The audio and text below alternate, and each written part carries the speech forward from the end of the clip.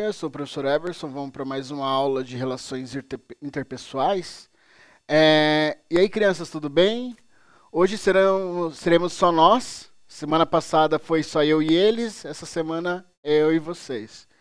É, o tema da nossa aula de hoje, a gente vai falar um pouquinho sobre relações no ambiente de trabalho e conflitos interpessoais, causas e soluções, tá? Então a gente vai estar dando continuidade ao que a gente já vinha falando sobre trabalho em equipe, tudo isso relacionado ao ambiente de trabalho, tá?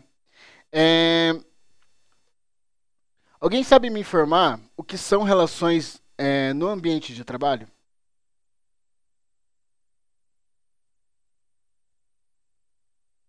E aí? O que são relações no ambiente de trabalho? Vamos lá, Pedro. Você que está com esse óculos mágico aí. Se comportar. Se comportar, uma das relações. O comportamento. E aí, Pedro, e você? Qual que é a pergunta, professor? O que são relações no ambiente de trabalho?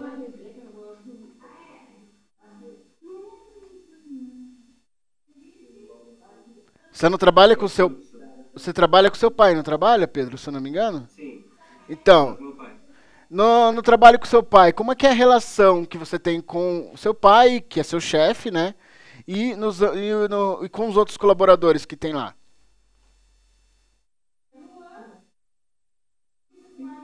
O professor, tipo, é só eu e meu pai.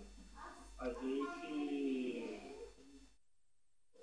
Mas que tipo de relação você fala? As relações. Como que você tem que se comportar quando você se refere a seu pai? Você chama ele no ambiente de trabalho de pai? Ou você chama ele pelo nome? Ou vocês tentam separar a relação pessoal da relação profissional? Como é que funciona? A gente não separa, não. Não separa.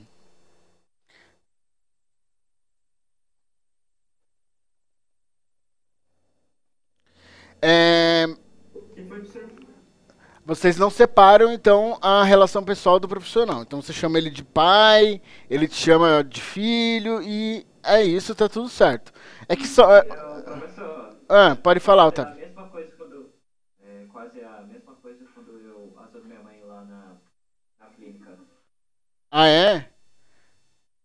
Vocês também, vocês não têm uma separação da relação pessoal e profissional também, Não, aham. certo? E na clínica da sua mãe tem outros funcionários ou só daí você só vai ajudar ela, só ela Na sozinha? verdade, não é. Na verdade, ela é. Qual é o nome? Faxineira, zeladora. Ah, sim. Daí eu ajudo ela, ganho um pouquinho da mesada dela. Ah, tem segundas intenções, né? Tem do salário dela, eu ganho 10% do salário dela. Nossa, é bastante coisa pra tirar no fim do mês, hein? Continuando, então. Então, as relações de trabalho envolvem as interações entre colegas, líderes de equipe e em ambiente profissional. Então, por exemplo, aqui no Estúdio Escola, a gente tem uma hierarquia, que é a professora Elisângela, que coordena o Estúdio Escola, que ela já conversou com vocês já conheceram ela. Aí a gente tem os técnicos que ficam auxiliando a gente no momento da aula e tem os outros professores. Essa é a equipe de trabalho, certo? Ah, e tem a direção ali dos técnicos também. E aí, a gente tenta trabalhar com a maior cordialidade possível. Mas, por exemplo, e se um de nós discordar da opinião do outro, como é que fica essa questão da cordialidade dentro da, da área profissional, dentro do ambiente de trabalho? Como que vocês acham que ficaria se, por exemplo, eu discordasse ali, você acha que vocês conheceram o professor Daverson, que é outro professor de marketing. Então, se eu discordasse da opinião dele em determinada coisa, como que você acha que a gente resolveria esse conflito? Depende do conflito. É um conflito de opinião, por exemplo. Ele tem uma opinião e eu discordo completamente e a gente começou uma discussão sobre isso. Como é que esse conflito se resolveria? Sabendo que somos dois adultos discordando com opiniões diferentes, discordando de certas coisas, porém, o grau da discordância se elevou a tanto que a gente começou a falar alto um com o outro dentro da sala. Como é que isso se resolveria?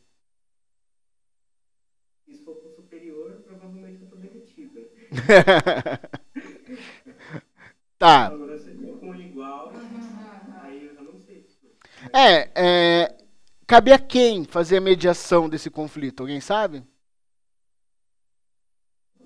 Quem vai decidir é o chefe, né? É a chefe. Eu debata com outro funcionário. Isso, na verdade, as mediações de conflitos dentro da empresa sempre tem que ter sempre tem que ficar a par da gerência, né? Da liderança.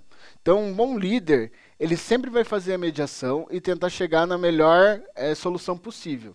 Claro, existem questões que é meio que impossível você levar para mediação, ele vai ter que tomar medidas mais drásticas, mas para manter um bom ambiente de trabalho, sabendo que ele depende dos dois profissionais, o melhor é fazer a mediação. Então, a importância das boas relações dentro do ambiente de trabalho. Aumentam a produtividade e engajamento, reduzem o absenteísmo. Alguém sabe o que é absenteísmo? Absenteísmo, alguém sabe o que é? Não? Absenteísmo é o que vocês fazem quando vocês não vieram na sexta-feira passada. Gasearam a aula de relações interpessoais e foram para o cinema. E isso é absenteísmo, é falta, certo? Então, mas eu tô brincando. A professora Selma me avisou que vocês iam no cinema, podem ficar tranquilos. Não dei falta para ninguém. Mas o absenteísmo é basicamente a falta, né? A assiduidade que a gente fala. Então, reduzir a questão de faltas dentro da empresa, chegar atrasado, tudo isso envolve o absenteísmo. E o estresse, né? Estresse dentro do local de trabalho. Fortalecem a equipe, o trabalho em equipe. A gente já viu isso, essa relação do trabalho em equipe dentro das relações interpessoais, né? Criam um clima organizacional positivo.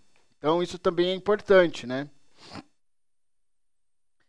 Tipos de relações no trabalho. Então, relações hierárquicas, que é entre líderes e subordinados. Relações horizontais, entre colegas do mesmo nível. E relações interdepartamentais, entre diferentes setores da empresa. Digamos que a sala de aula de vocês tem é um departamento. Quem que é, hierarquicamente, o chefe da sala? O chefe de todo mundo aí? Professor. O professor. Então, no momento ali, a professora Selma é o símbolo de poder, né, dentro da sala. Vocês têm representante? Representante de turma? Quem que é o representante? Não lembro. Meu Deus. Não lembra quem que é?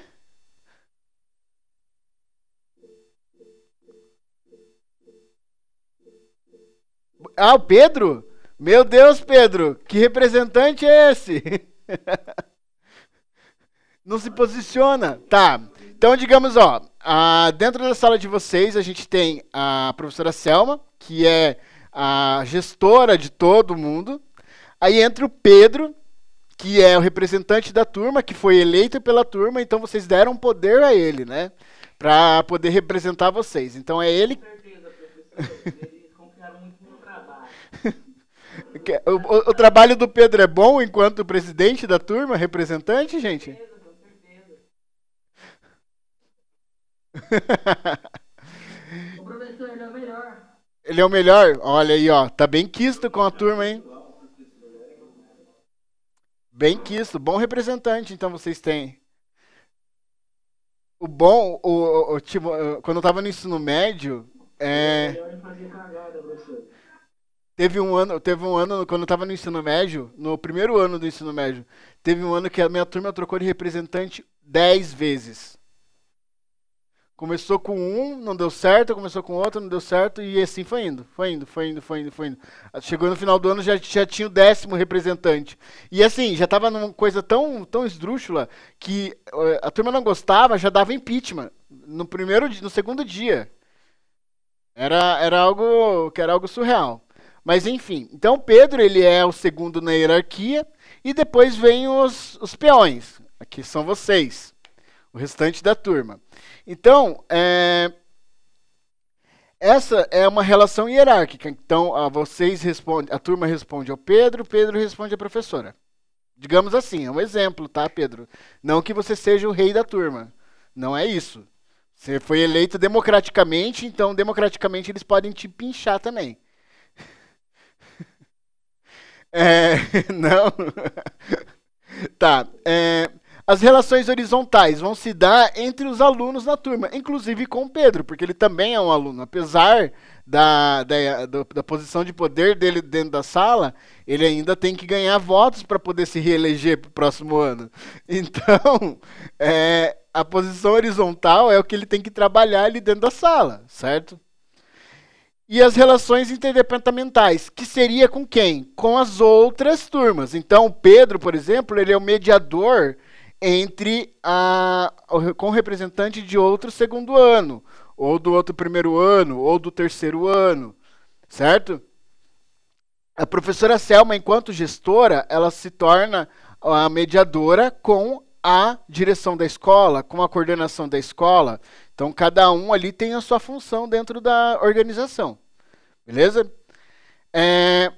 Comunicação com base nas relações. Então, tem que ter uma escutativa. O Pedro, ele tem uma escutativa? Ouve as reclamações da turma? Ah, muito bem. Isso é a função de um bom gestor, Pedro. Tem que ter clareza na fala e nas mensagens. Na campanha eleitoral do Pedro, ele foi claro na mensagem que ele quis transmitir? E aí, como é que foi?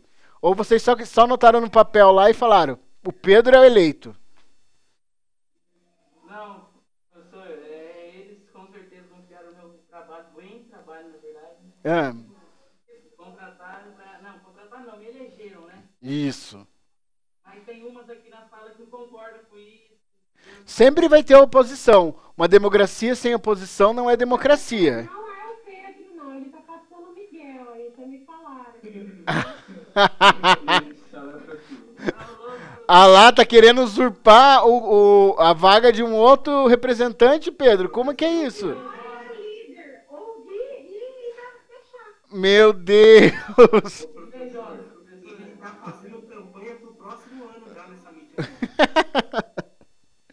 Quero só ver no próximo ano. Se eu for professor de vocês, vamos ver como que vai ser essa eleição aí. Você mal entrou pra política e já tá roubando. Exatamente, Pedro. Tá se tornando um bom político já aí, ó. Tá, vamos continuando aqui. Então tem que ter uma clareza na fala. O Pedro ali, ó, ele já tem uma clareza boa na fala. Consegue convencer os colegas a tentar derrubar uma líder que foi eleita democraticamente dentro da sala. Meu Deus, Arthur. Calma aí, professor. Isso aí que acabou de escrever, calma aí, que ele só tem uma demênciazinha, ele não consegue raciocinar. Ai, Senhor.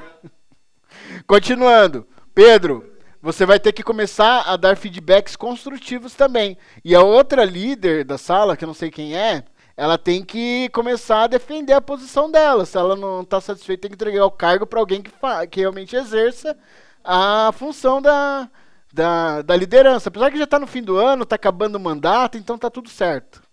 Ô Pedro, compra voto com cesta básica. Funciona. Empatia. O Pedro é uma pessoa empática, gente? E aí, o que vocês acham? Ele consegue se colocar no lugar do outro? A líder não está na sala. Ah, então por isso que ela não está se defendendo. Confia, professor, confia. Ele não coloca no lugar do outro, não, professor. Meu Deus do céu. Tudo bem, continuando aqui. A gente gerou ali um conflito interpessoal dentro da sala. Isso foi ótimo, porque daí dá para explicar claramente na prática como é que funciona esses conflitos empresariais.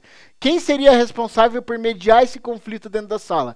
Entre o Pedro, que quer usurpar a vaga de representante da sala, e a representante, coitada, que não está ali para poder se defender. Quem que seria a pessoa responsável por fazer essa mediação? E aí?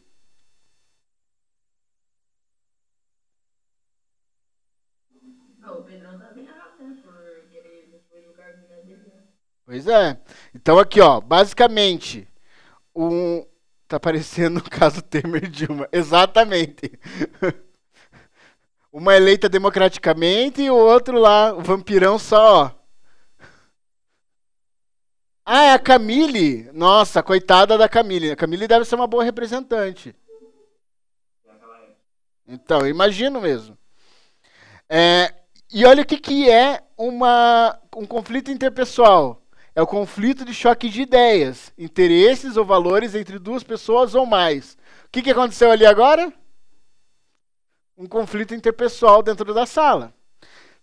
Nem todo conflito ele é negativo, pode gerar aprendizado, inovação e se bem gerido. Então a gente vê que o conflito ali também pode não ter sido tão ruim.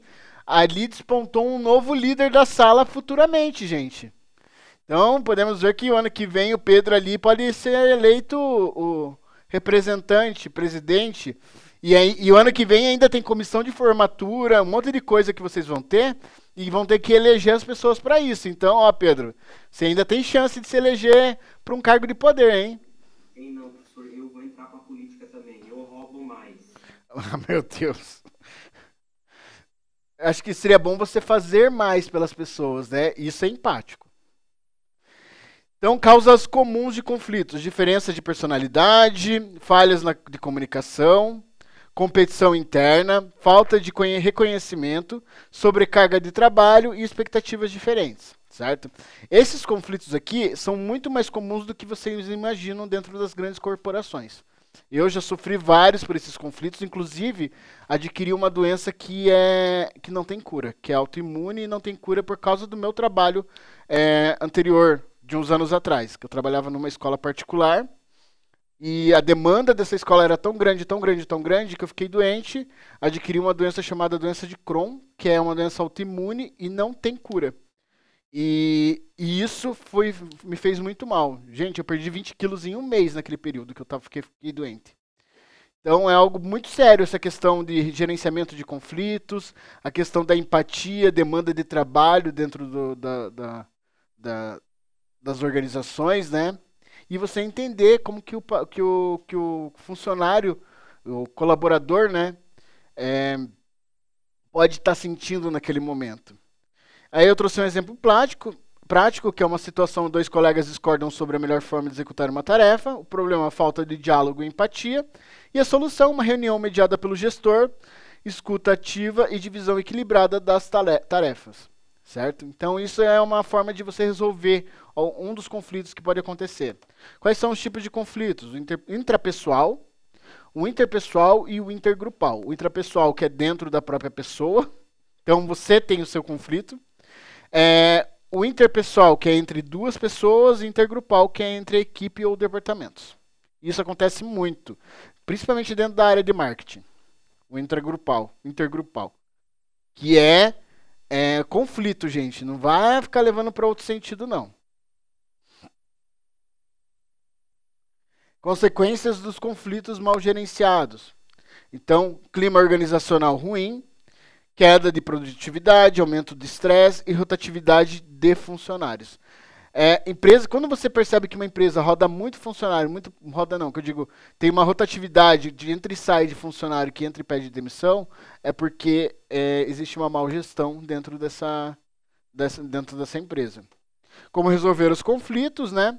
Estratégias eficazes, diálogo aberto, escuta ativa e empatia, foco no problema, não na pessoa, negociação e mediação e busca de consenso e compromisso. Beleza?